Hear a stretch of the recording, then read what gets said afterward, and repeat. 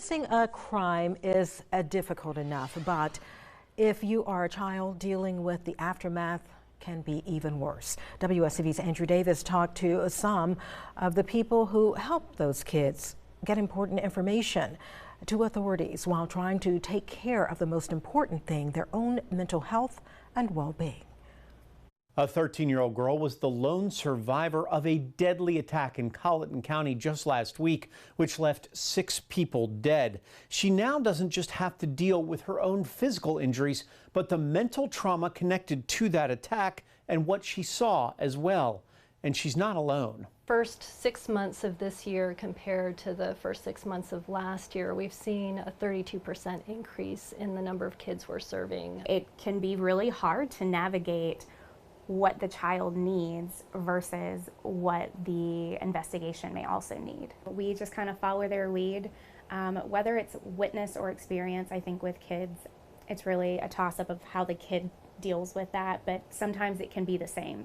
Witnessing can be just as bad as experiencing it because witnessing is an experience itself. I like to say, I know that this child is the most important person in your life, but today while they're in my room, they're also the most important person to me.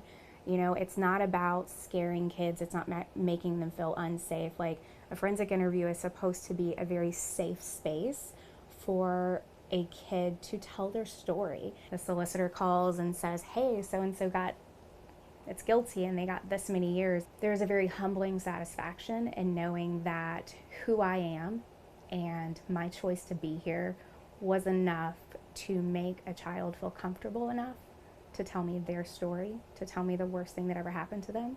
I was just a little piece to putting a better ending to their story.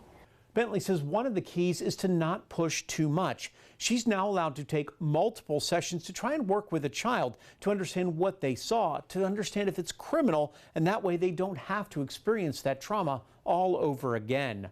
Hopeful Horizons is available to counsel and support children and adult victims of abuse and violence. We have all their information as well as other agencies throughout the Coastal Empire and Lowcountry on our website, WSAV.com/crisis hotline.